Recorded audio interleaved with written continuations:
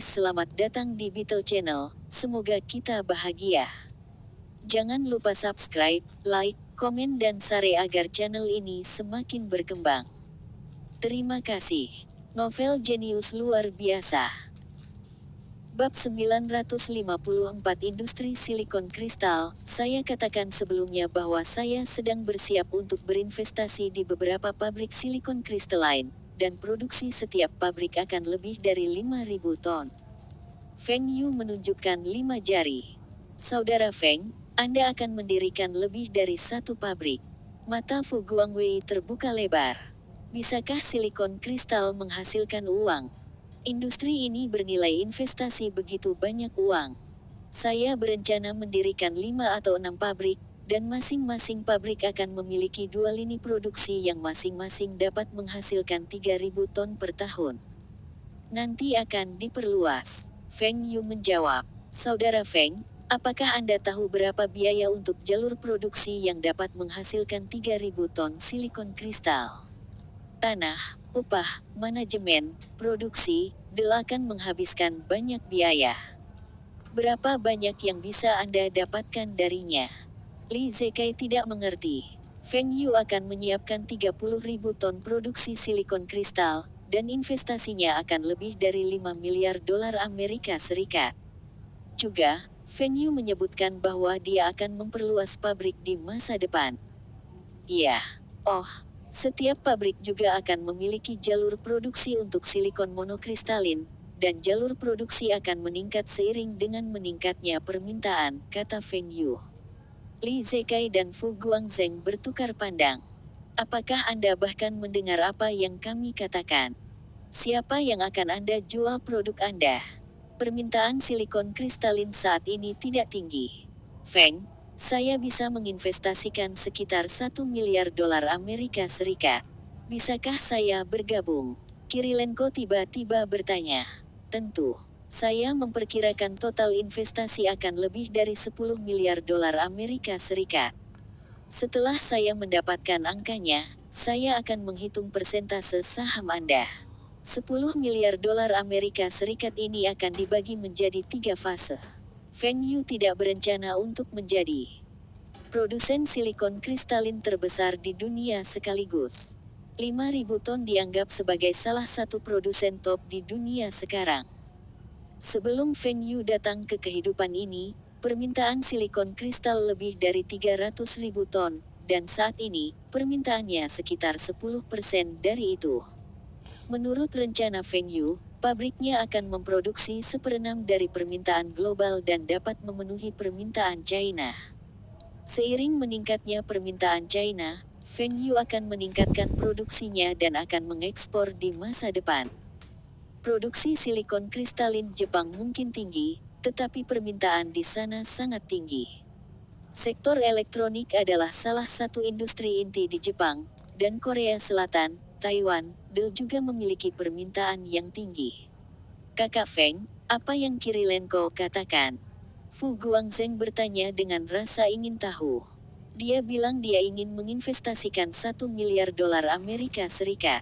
Feng Yu memandang Fu Guangzheng. Lihat, saudara Qi memiliki pandangan ke depan yang baik dan bahkan tidak ragu untuk menginvestasikan 1 miliar dolar Amerika Serikat. Fu Guangzheng dan yang lainnya terkejut. Kirilenko juga sangat menghargai industri silikon kristal. Investasi 1 miliar dolar Amerika Serikat bukanlah lelucon. Saudara Feng, bagaimana jika Anda silikon kristal yang diproduksi tidak dijual? Siapa bilang saya harus menjual silikon kristalin? Tidak bisakah saya menggunakannya untuk diri saya sendiri? Sebagian dari silikon kristalin akan digunakan untuk memproduksi silikon monokristalin, dan kemudian menggunakan silikon monokristalin untuk memproduksi komponen semikonduktor. Sebagian akan digunakan untuk memproduksi komponen semikonduktor polikristalin, dan sebagian dapat digunakan untuk memproduksi panel surya, dan sisanya akan dijual. Feng Yu tidak memasuki industri ini hanya untuk menjual silikon kristal sebagai bahan. Jika tidak, dia tidak akan menginvestasikan begitu banyak uang. Dia dapat berinvestasi di industri lain dan dapat menghasilkan lebih banyak uang dari menjual silikon kristalin. Keuntungan untuk industri ini sangat rendah dan membutuhkan investasi yang tinggi. Itu sebabnya industri ini sulit berkembang di China. Tetapi komponen semikonduktor berbeda, dan keuntungannya jauh lebih tinggi. Juga, Feng Yu tidak khawatir bahwa silikon kristal yang diproduksi tidak akan dijual. Perusahaan di China yang memiliki permintaan tertinggi untuk crystalline silikon adalah Wind and Rain, Aiwa, dan Lenovo, dan Feng Yu memiliki saham di dalamnya.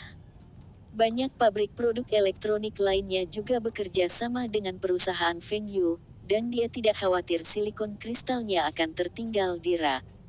Juga, Feng Yu masih memiliki kartu truf. Forum DVD. Semua peserta forum ini adalah produsen elektronik top dunia. Jika salah satu dari mereka memesan, itu akan dalam volume besar. Feng Yu percaya bahwa jika dia memberikan sedikit keuntungan pada pemutar DVD, dia akan mendapatkan banyak pesanan sebagai balasannya. Ini cukup untuk mengembangkan perusahaan silikon kristalnya. Jika Feng Yu menerima banyak pesanan, dia akan mempercepat rencana ekspansinya. Dalam kehidupan sebelumnya, China adalah salah satu produsen silikon kristalin terbesar di dunia di tahun-tahun berikutnya. Produksinya lebih dari 180.000 ton dan apa yang Feng Yu akan hasilkan hanya sebagian kecil saja. Dia tidak khawatir bahwa tidak ada yang akan membeli silikon kristalnya. Fu Guangzheng mulai memikirkan pro dan kontra. Jumlah investasi untuk usaha ini sangat tinggi, dan dia tidak bisa melihat bagaimana dia bisa mendapatkan pengembalian dalam waktu dekat. Tapi dari cara Feng Yu berinvestasi, tidak mungkin usaha ini akan gagal. Keluarga Fu dan Superman Lee telah berdiskusi dan akan memasuki pasar properti China. Mereka merasa bahwa pasar properti akan menjadi industri inti China, dan harga properti akan segera melonjak. Tentu saja, industri elektronik juga akan baik-baik saja. Tapi industri elektronik hilir, tidak ada yang bisa menjamin bahwa industri semikonduktor akan baik-baik saja. Setidaknya dibandingkan dengan pasar properti, keuntungannya harus jauh lebih rendah. Kak Feng, berapa banyak yang dibutuhkan untuk investasi tahap pertama, dan berapa lama durasinya? Berapa total investasinya? Li Zekai bertanya. Durasi investasi ditetapkan 10 tahun, dan total investasi akan lebih dari 10 miliar dolar Amerika Serikat. Tahap pertama harus sekitar 1,5 miliar dolar Amerika Serikat. Saya akan menginvestasikan 1 miliar dolar Amerika Serikat terlebih dahulu dan mungkin meningkat tergantung pada situasinya. Fu Guangzheng berpikir bahwa dia telah menghasilkan banyak uang dari krisis dan cukup untuk berinvestasi di banyak bidang. Tetapi semua usaha Feng Yu membutuhkan investasi tinggi, dan beberapa ratus juta USD miliknya tidak cukup. Fu Guangwei bahkan tidak berani mengatakan sepatah kata pun. Rencana Feng Yu telah membuatnya takut. Bukankah saudara Guangzheng mengatakan bahwa sebagian besar uang saudara Feng berasal dari pinjaman bank? Setelah melunasi pinjaman dan bunganya, dia masih memiliki begitu banyak uang. Saudara Feng, saya perlu berdiskusi dengan keluarga saya sebelum memutuskan. Apakah ini baik-baik saja? Tentu. Oh, saya juga akan mengakuisisi lebih banyak pabrik pembotolan di Eropa dan AS, untuk merek minuman China kami. Feng Yu melihat sisanya, dan tidak ada dari mereka yang mengatakan apa-apa. Sepertinya mereka tidak punya cukup uang. Kirilenko mengatakan bahwa selain minuman beralkohol, dia tidak tertarik dengan minuman lain. Sejujurnya, penjualan minuman di Rusia tidak berjalan dengan baik, karena tidak ada banyak hari musim panas setiap tahun. Itu berarti Anda semua juga tidak tertarik untuk mendirikan lini produksi mobil dan pabrik farmasi di Eropa dan AS. Sudahlah. Saya akan memikirkan ini sendiri. Fu Guangwei bisa menahan lebih lama lagi. Saudara Feng, berapa banyak yang Anda hasilkan dari krisis? Kenapa kamu sepertinya tidak bisa menghabiskan uangmu? 夫公正 memorihi 夫公位 Bagaimana Anda bisa mengajukan pertanyaan seperti itu? Tapi setelah dimarahi, dia juga menatap Feng Yu. Dia juga ingin tahu tentang berapa banyak yang diperoleh Feng Yu dari krisis. Tidak banyak, hanya sekitar 20 miliar dolar Amerika Serikat. Ketika mereka mendengar Feng Yu mengatakan itu tidak banyak, Fu Guangzheng dan yang lainnya merasa lebih baik. Tetapi ketika mereka mendengar kalimat kedua, semua otak mereka berhenti bekerja. 20 miliar dolar Amerika Serikat. Apakah itu berarti Feng Yu akan menjadi orang terkaya di dunia? Silikon Kristal. Bab 955. Saya berada di bisnis retail, Saudara Feng, itu berarti Anda adalah orang terkaya di dunia sekarang. Fu Guangwei bertanya. Orang terkaya di dunia duduk di depannya, minum teh dan mengobrol dengannya. Dia juga akan memasuki usaha bisnis dengan orang terkaya di dunia juga. Feng Yu tertawa dan menggelengkan kepalanya. Orang terkaya di dunia, mungkin. Tapi Bill Gates akan segera menyusul saya. Saham Microsoft akan terus meningkat tahun ini, dan aset Bill Gates sudah lebih dari 30 miliar dolar Amerika Serikat sekarang. Ini belum termasuk uang istrinya.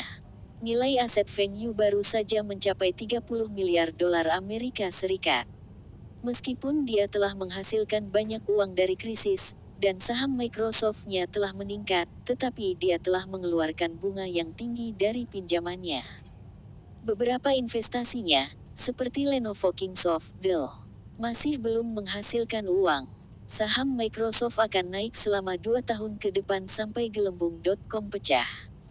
Kekayaan bersih Bill Gates akan mencapai 80 miliar dolar Amerika Serikat, dan jika Anda memasukkan donasinya, itu lebih dari 100 miliar dolar Amerika Serikat. Tapi aset Feng Yu juga meningkat.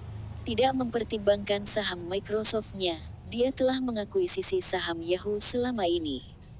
Nilai pasar Yahoo akan mencapai lebih dari 100 miliar dolar Amerika Serikat sekitar tahun 2000. Sebagian besar perusahaan Feng Yu belum terdaftar. Setelah semua perusahaannya terdaftar, Feng Yu akan menjadi orang terkaya di dunia. Juga, perusahaan Feng Yu lebih tangguh. Gelembung.com akan pecah sebelum tahun 2000, dan perusahaan teknologi akan mencapai puncaknya sebelum itu. Selama waktu itu, nilai pasar Microsoft telah mencapai lebih dari 600 miliar dolar Amerika Serikat, dan tepat sebelum Feng Yu meninggal di kehidupan sebelumnya, nilai pasar Microsoft hanya kurang dari 400 miliar dolar Amerika Serikat. Juga, nilai Microsoft telah turun di bawah 300 miliar dolar Amerika Serikat selama gelembung.com. Sebelum Feng Yu bertransmigrasi, perusahaan dengan nilai tertinggi adalah Apple, dan bernilai lebih dari 700 miliar dolar Amerika Serikat.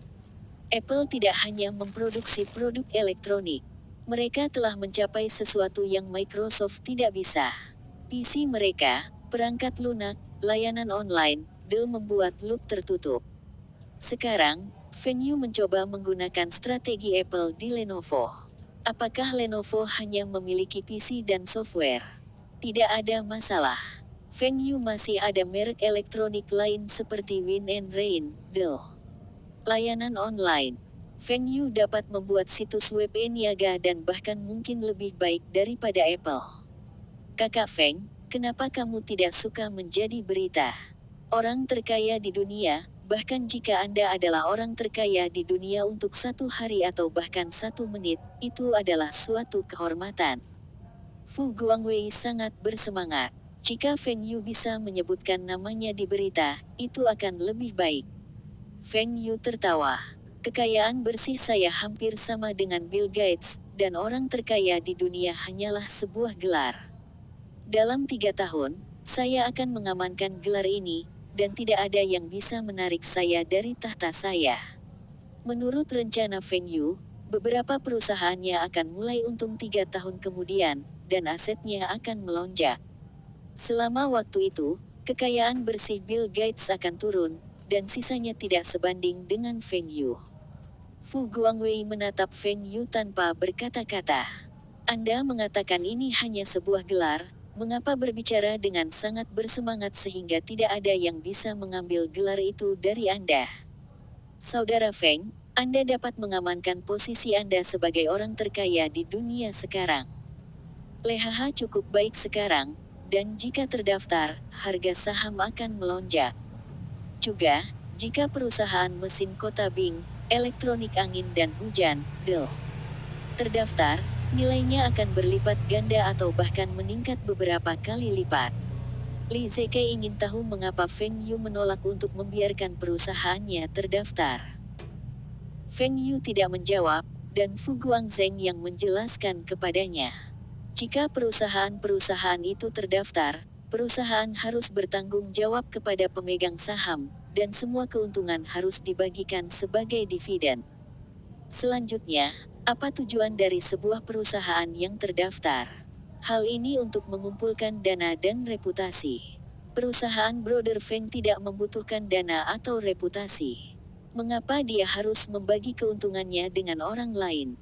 Fu Guangzheng telah menanyakan pertanyaan ini kepada Feng Yu di masa lalu, dan beginilah cara Feng Yu menjawabnya. Fu Guangzheng juga merasa apa yang dikatakan Feng Yu benar. Terdaftar adalah cara tercepat bagi perusahaan untuk mengumpulkan dana. Tapi apakah Feng Yu kekurangan uang? Karena Feng Yu tidak kekurangan uang, maka perusahaannya tidak akan kekurangan uang. Lalu mengapa dia harus terdaftar dan membantu orang lain mendapatkan uang? Meski nilai perusahaan akan naik seiring dengan naiknya harga saham setelah tercatat, namun pada saat yang sama keuangan perusahaan harus transparan, dan pengelolaan perusahaan akan semakin sulit. Mengapa saya harus memberitahu semua orang berapa banyak uang yang saya miliki? Ada satu hal yang membuat Feng Yu frustrasi baru-baru ini. Ini adalah investasinya di Yahoo. Ketika dia berinvestasi di Yahoo, SoftBank Jepang telah menginvestasikan 100 juta dolar Amerika Serikat ke dalam perusahaan dan mengakuisisi sepertiga sahamnya. Mereka juga membantu Yahoo terdaftar. Feng Yu hanya dapat membeli saham yang beredar dari pasar, dan keuntungannya tidak jauh dari SoftBank. Jika tidak, Feng Yu akan mendapatkan gelar orang terkaya di dunia sekarang. Saham Yahoo telah meningkat 20 kali lipat dan masih terus meningkat hingga sekarang. Tentu saja, Feng Yu telah menginstruksikan Ralph untuk memperoleh semua saham Yahoo yang tersedia dari pasar terbuka, dan dia akan menjual semuanya sebelum gelembung.com meledak. Dia akan mendapatkan keuntungan setidaknya 2 kali lipat dari investasinya. Feng Yu berbicara kepada yang lain dalam bahasa Cina, dan Kirilenko tidak mengerti sebagian besar. Feng, apa yang kalian bicarakan? Apakah Anda semua merencanakan beberapa investasi baru? Sejak Kirilenko bekerja sama dengan Feng Yu, dia tidak pernah menderita kerugian apapun. Sebagian besar asetnya sekarang berasal dari bisnisnya dengan Feng Yu. Feng Yu menamparkan dahinya. Dia lupa menerjemahkan percakapan mereka untuk Kirilenko. Jika dia tahu, dia akan meminta Kirilenko untuk membawa penerjemahnya. Kakaki, selamat. Anda telah menjadi orang terkaya di Rusia. Feng Yu tertawa. Kirilenko tertawa terbahak-bahak. Hahaha. Aset saya tidak ada apa-apanya dibandingkan dengan Anda. Juga, aset saya hanya sedikit lebih banyak dari yang lain, dan mereka mengejar dengan cepat. Kekayaan bersih Kirilenko lebih dari 8 miliar dolar Amerika Serikat dan merupakan orang terkaya di Rusia. Tentu saja, di belakangnya adalah para Taipan yang menjadi kaya ketika Uni Soviet bubar. Kekayaan bersih orang-orang ini hampir sama dengan Kirilenko. Dalam kehidupan Feng Yu sebelumnya, sebagian besar Taipan Rusia yang berhasil masuk ke daftar Taipan teratas sebagian besar berada di bisnis pertambangan. Mereka sama dengan Kirileng dan telah mengakuisisi perusahaan tambang dan mineral. Selama kekacauan, tambang para Taipan mulai menghasilkan keuntungan, dan hanya perusahaan pertambangan Kirilenko yang berbeda. Perusahaannya hanya menambang cukup untuk menutupi biaya mereka, dan semua orang menertawakan Kirilenko. Mereka mengira Kirilenko tidak tahu bagaimana mengelola bisnis pertambangannya, bahkan ada yang mencoba mengambil alih perusahaan milik Kirilenko. Jangan khawatir. Perusahaan pertambangan kami akan mulai menghasilkan keuntungan tinggi dalam 2 tahun. Pada saat itu, tambang mereka akan kosong, dan kekayaan bersih Anda akan meningkat. Oh, apakah ada pengecer terkenal di Rusia? Apakah Anda semua memiliki situs e-commerce? Feng Yu tiba-tiba teringat bahwa Rusia adalah harta karun. Jika dia bisa mengelola pasar Rusia dengan baik, dia bisa membuka pasar Eropa Timur, dan potensi pasar ini sama sekali tidak kalah dengan pasar AS. Kirilenko menunjuk dirinya sendiri tanpa daya. Saya dalam bisnis retail. Catatan penerjemah, Yahoo. Perusahaan Jepang. Bab 956 Makan Malam Perayaan. Feng Yu ingat bahwa Kirilenko pernah berkecimpung dalam bisnis retail, dan mereka dapat memulai usaha bisnis baru lagi. Kaki, mari kita diskusikan nanti. Saya telah memikirkan bisnis baru untuk kami, dan saya berjanji kami akan menghasilkan uang. Adapun industri silikon kristal, saya akan berinvestasi sendiri terlebih dahulu. Kami akan bekerja sama ketika saya mendirikan pabrik silikon kristaline di Rusia. Kirilenko berhenti sejenak dan mengangguk. Baik, aku akan menunggu panggilanmu. Kirilenko dapat mengatakan bahwa Feng Yu akan bekerja sama dengannya dalam bisnis retail. Dia berpikir untuk mendirikan supermarket setelah melihat betapa populernya supermarket di China. Di Rusia, ada supermarket, tetapi tidak sepopuler China. Juga, semua lokasi bagus diambil, dan sulit baginya untuk memasuki industri ini. Tapi Feng Yu tidak memikirkan supermarket. Kakak Feng, kamu yakin tidak ingin adikku menjadi pasanganmu? Fu Guangwei bertanya. Feng Yu memberinya tatapan. Tidak, aku akan pergi sendiri. Ketika Feng Yu sampai di lokasi, dia melihat Fu Guangzheng dan Liang Yin turun dari mobilnya. Dia memegang lengan Fu Guangzheng, dan hubungan mereka tampaknya berkembang dengan baik. Setelah memasuki hotel, Feng Yu melihat Fu Rongku dan anggota keluarga Fu lainnya berdiri di luar menerima tamu, dan Fu Rongki berada di ruang dansa mempersiapkan pidato pembukaannya.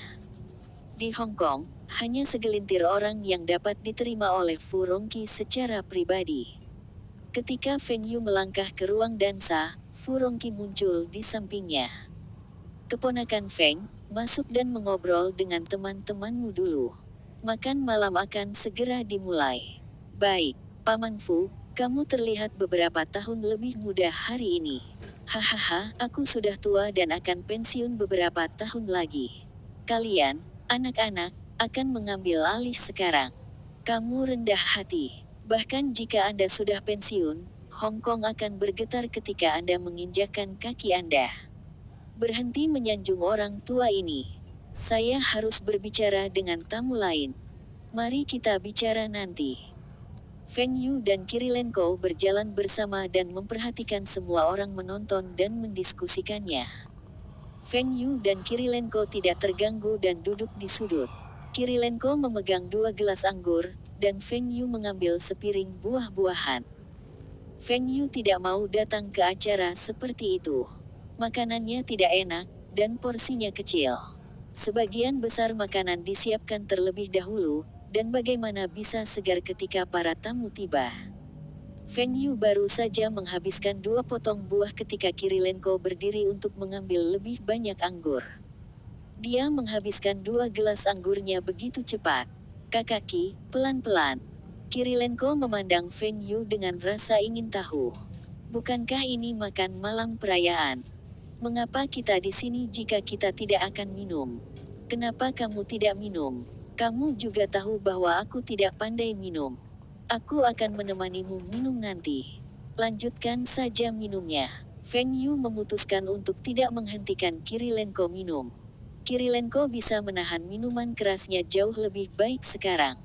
Dia bisa menghabiskan 2 botol baijiu pekat dan tidak mabuk. Fu Guangzheng dan Fu Guangwei telah menantang Kirilenko untuk minum dan dijatuhkan olehnya. Yang membuat Feng Yu terdiam adalah Kirilenko selalu ingin bermain mahjong saat dia mabuk. Mengapa orang Rusia sangat kecanduan mahjong? Ini semua salah Fu Guangwei. Kenapa dia harus mengajari Kirilenko mahjong? Setelah beberapa saat, banyak orang berdiri di sekitar. Hampir semua pengusaha top di Hong Kong diundang, dan semua kekayaan bersih mereka lebih dari 100 juta dolar Hong Kong. Feng Yu melihat sekeliling, dan setidaknya ada beberapa ratus orang di ruang dansa. Sebuah pikiran acak muncul di benak Feng Yu. Jika sesuatu terjadi di ballroom ini, ekonomi Hong Kong akan hancur. Tentu saja, dengan begitu banyak jagoan di sini, ada beberapa mobil patroli yang diparkir di luar, dan keamanan di sekitarnya diperketat. Lampu tiba-tiba redup, dan lampu sorot menyinari Fu Rongqi, yang berdiri di tengah ruang dansa. Terima kasih telah menghadiri makan malam perayaan ini, selama kita bersatu, Hong Kong akan menjadi lebih baik. Semua orang bertepuk tangan dan bersorak. Feng Yu memperhatikan Superman Lee juga ada di sekitar. Setelah krisis ini, Fu Rongqi telah menutup kesenjangan dengan Superman Lee dalam hal aset mereka dan sekarang menjadi orang terkaya kedua di Hong Kong. Total aset keluarga Fu sudah melebihi keluarga Superman Lee. Akankah Superman Lee merasa terancam? Dia digunakan untuk menjadi tidak satu di Hong Kong. Bagaimana dia bisa puas dengan tidak? 2. Feng Yu sedang memikirkan hal ini ketika dua bersaudara dari keluarga Li berjalan dengan gelas anggur. Kakak Li, bersulang. Kirilenko berkata dengan bahasa Mandarinnya yang patah, dan menunduk. Li Zekai tercengang. Kapan saya setuju untuk minum? Li Zeju diam-diam minggir. Orang Rusia ini pemabuk. Dia meminum minuman terkuat di ballroom dan meminum semuanya dalam satu tegukan. Li Zekai turun dengan enggan, dan dengan cepat menghentikan Kirilenko dari mengangkat gelasnya di tangannya yang lain. Saudara Feng, kami punya teman di sana. Mari kita mengobrol lagi nanti. Li Zekai dan Li Zeju dengan cepat melarikan diri, dan Feng Yu menatap Kirilenko tanpa daya. Akhirnya, dua teman datang untuk mengobrol, dan Anda menakut-nakuti mereka dengan minuman Anda. Fu Guangzheng dan sepupunya ingin datang, tetapi ketika mereka melihat beberapa gelas kosong di depan Kirilenko, mereka dengan cepat pergi. Feng Yu frustrasi. Dia menoleh ke Kirilenko dan mengangkat gelasnya.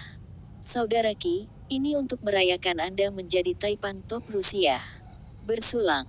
Kirilenko menghabiskan minumannya, dan Feng Yu menyesap koktail rendah alkoholnya. Dia memberikan segelas alkohol lagi kepada Kirilenko dan berkata, Brother Ki, ini untuk kesuksesan ponsel kita. Selamat minum. Kakak Ki di sini untuk merayakan rumah besarmu. Bersulang. Kaki, mobil kita laris manis. Bersulang. Kakak Ki membuntuti. Kakak Ki, Kirilenko tidak mengatakan apa-apa dan menghabiskan gelasnya lagi. Kirilenko dalam suasana hati yang baik, karena Feng Yu sedang minum bersamanya. Rasanya lebih baik daripada minum sendirian, meskipun Feng Yu meneguk sedikit. Namun demikian, ia menikmati perusahaan Feng Yu. Feng, bisakah aku menawarkanmu bersulang? Seorang wanita berjalan ke Feng Yu. Feng Yu memandang wanita itu. Dia tidak mengenalnya, dan dia bukan seorang selebriti. Dari keluarga mana dia? Meskipun wanita ini cantik, Feng Yu tidak tertarik padanya. Maaf, aku tidak suka minum. Jika kamu ingin minum, minumlah bersamanya. Feng Yu menunjuk ke Kirilenko. Siapa yang peduli tentang bagaimana mereka akan berkomunikasi? Ketika saudara Ki bertemu dengan saudara ipar Feng Yu, mereka tidak bisa saling memahami, tetapi mereka masih bisa minum bersama dengan bahagia. Brengsek. Wanita itu duduk di samping Kirilenko. Apa yang sedang terjadi? Apakah dia tertarik dengan Kirilenko yang tinggi dan berukuran besar? Atau dia tahu bahwa Kirilenko adalah Taipan Super? Siapa yang peduli, aku hanya akan memeriksa Kirilenko ketika sudah waktunya untuk pergi. Feng Yu dengan cepat memanfaatkan kesempatan ini untuk pergi dan mengobrol dengan orang lain. Bersambung, terima kasih telah menyaksikan dan mendukung channel ini.